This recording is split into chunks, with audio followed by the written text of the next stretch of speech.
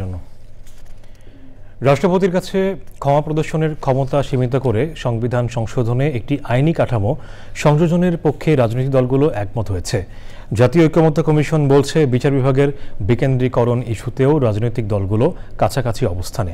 ঢাকার বাইরে বিভাগীয় পর্যায়ে হাইকোর্টের বেঞ্চ করার ক্ষেত্রে প্রধান বিচারপতির মতামত নেওয়ার প্রস্তাব করেছে বিএনপি। জানাতুল বাকেয়া, কেকার রিপোর্ট। রাজনৈতিক দলগুলোর সাথে সংস্কার নিয়ে ধারাবাহিক আলোচনায় দ্বিতীয় দফার নবম দিনের আলোচনা।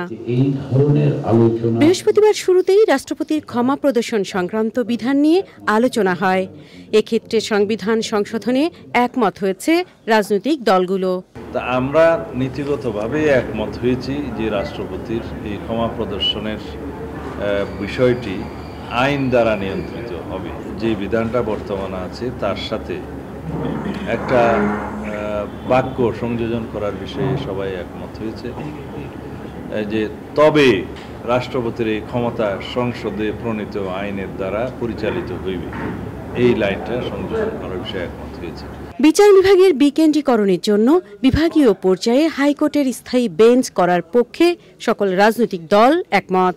হাইকোর্টের স্থায়ী বেঞ্চ স্থাপনের জন্য একটা প্রস্তাব এসেছিল যে বিচারকদের সঙ্গে হাইকোর্টের সঙ্গে সুপ্রিম কোর্টের সঙ্গে আলাপ আলোচনা করে পরামর্শ করে তাদের শর্ত সাপেক্ষে তারপরে স্থায়ী বেঞ্চগুলো স্থাপনের সিদ্ধান্ত গ্রহণ করা যেতে পারে। সংবিধানে আমাদের ইউনিট একই ধরনের সুপ্রিম কোর্ট থাকবে এক কেন্দ্রিক ঢাকায়, আর বিভাগীয় শহরগুলোতেও হাইকোর্ট বেঞ্চের সম্প্রসারণ করা হবে।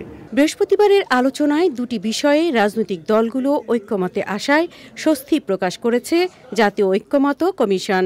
আজকে যে ঐক্যমত্য হয়েছে তা হচ্ছে যে সংবিধানের 49 অনুচ্ছেদ সংশোধন করে রাষ্ট্রপতির ক্ষমা প্রদর্শনের ক্ষমতা সহ সব নির্বাহী ক্ষমা প্রদর্শনের ক্ষমতা প্রয়োগের সুপারিশ করার জন্য আইনি ব্যবস্থার বিষয়টি সংবিধানের অন্তর্ভুক্ত করার ব্যাপারে ঐক্যমত্য হয়েছে।